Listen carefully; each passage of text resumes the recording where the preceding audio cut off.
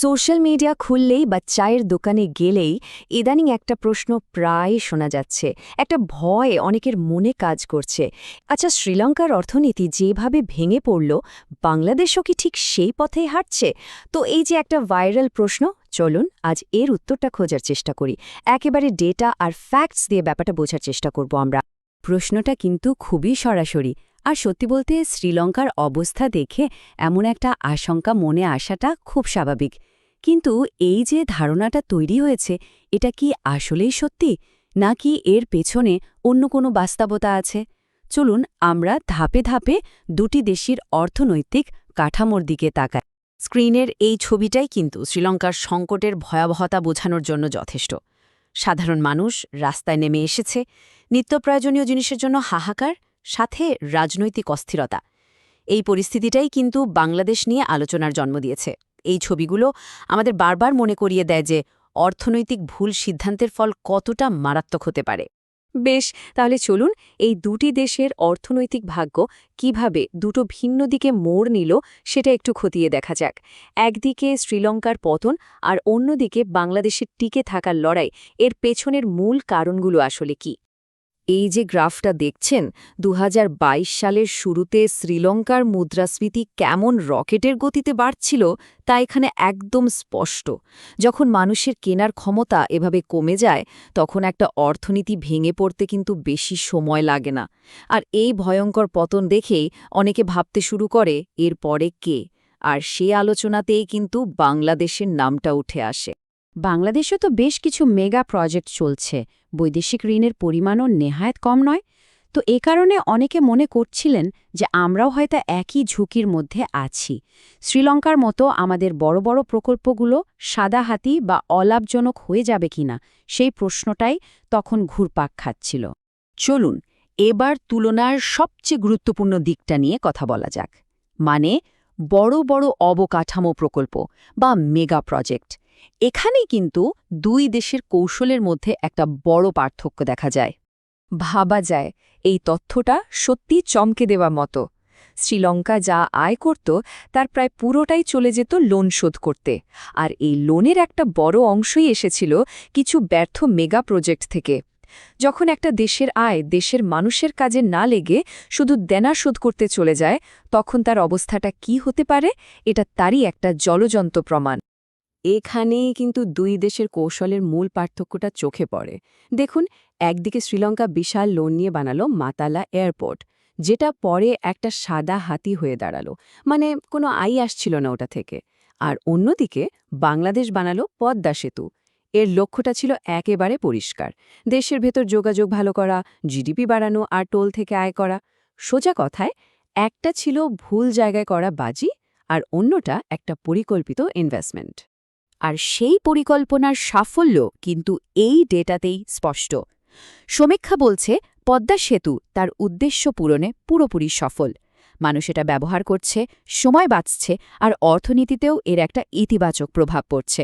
তার মানে বাংলাদেশের মেগা প্রকল্পটা শ্রীলঙ্কার মতো ভুল পথে এগোয়নি। শুধু মেগা প্রজেক্ট না, দুই দেশের অর্থনীতির মূল চালিকা শক্তি বা ইঞ্জিনেও অনেক তফাৎ। চলুন এবার সে ভিত্তিগুলো দেখি, কারণ অর্থনীতির আসল শক্তিটা তো এখানেই লুকিয়ে থাকে। ২০২২ সালের একটা হিসাব যদি দেখি, বাংলাদেশের বৈদেশিক মুদ্রা রিজার্ভ ছিল প্রায় $৪৪.৪ বিলিয়ন। এই বিশাল রিজার্ভ ছিল আমাদের অর্থনীতির জন্য একটা বড় রক্ষা কবচের মতো, যা যে কোনো হঠাৎ আসা ধাক্কা সামলানোর জন্য যথেষ্ট।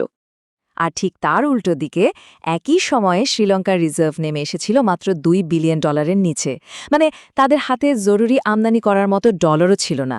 দুই দেশের আর্থিক স্থিতিশীলতার মধ্যে আকাশপাতার পার্থক্যটা এখানে পরিষ্কার। আচ্ছা, এই টেবিলটা দেখুন, দুই দেশের অর্থনীতির ইঞ্জিনে কতটা তফাৎ। বাংলাদেশের আয়ের মূল উৎস কি? ১. আমাদের গার্মেন্টস বা আরএমজি সেক্টর, আর ২. প্রবাসীদের পাঠানো রেমিটেন্স। অন্যদিকে শ্রীলঙ্কার সবকিছুই ছিল প্রায় ট্যুরিজম নির্ভর। তো কি হলো? যখনই কোভিড মহামারী আসলো, ট্যুরিজম তো একেবারে বন্ধ, আর সাথে সাথে শ্রীলঙ্কার আয়ের রাস্তাটাও বন্ধ হয়ে গেল। কিন্তু বাংলাদেশের ক্ষেত্রে কিন্তু ব্যাপারটা অন্যরকম ছিল। আমাদের এক্সপোর্ট আর রেমিটেন্সের চাকা কিন্তু তখনও ঘুরছিল, আর এটাই আমাদের অর্থনীতিকে তখন বাঁচিয়ে দিয়েছে।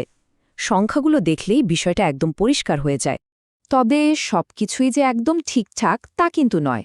দুটি দেশেরই কিছু দুর্বলতার জায়গা আছে, বিশেষ করে বৈদেশিক ঋণ আর ডলারের ক্ষেত্রে। চলুন এবার সেই বিপদ সংকেতগুলো একটু দেখে নেওয়া যাক। ডেটা দেখার আগে একটা ছোট্ট জিনিস বুঝে নেওয়া দরকার। Current account balance. সহজ ভাষায় বলতে গেলে এটা হলো একটা দেশের মোট আমদানি আর রপ্তানির হিসাব। যদি রপ্তানির চেয়ে আমদানি বেশি হয়ে যায় তাহলে এই ব্যালেন্সটা নেগেটিভ হয়, যা অর্থনীতির জন্য একটা চিন্তার কারণ। একটা আন্তর্জাতিক রিপোর্ট বলছে বাংলাদেশ আর শ্রীলঙ্কা দুই দেশেরই কিছু কমন ঝুঁকি আছে, যেমন আন্তর্জাতিক বাজারে কোনো জিনিসের দাম বেড়ে গেলে বা জলবায়ু পরিবর্তনের কারণে ক্ষতি হলে দুটি দেশই বিপদে পড়ে। শ্রীলঙ্কা তো এর মধ্যে তাদের ঋণ শোধ করতে ব্যর্থই হয়েছে, আর বাংলাদেশকেও কিন্তু সংকট এড়াতে আইএমএফ-এর কাছে যেতে হয়েছে। যদিও আমাদের অবস্থা শ্রীলঙ্কার চেয়ে অনেক ভালো, তারপরেও আমাদের বৈদেশিক হিসাবের অবনতিটা বিশ্লেষকদের কাছে কিছুটা উদ্বেগজনক বলে মনে হয়েছে।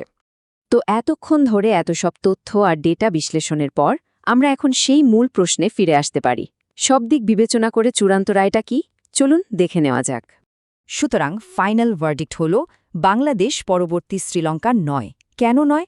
কারণ বাংলাদেশের অর্থনীতির আকার অনেক বড়, এর ভিত্তি অনেক বেশি বৈচিত্র্যময়, পদ্মা সেতুর মতো প্রকল্পগুলো কাজে দিচ্ছে, আর সবচেয়ে বড় কথা শক্তিশালী বৈদেশিক মুদ্রার রিজার্ভ।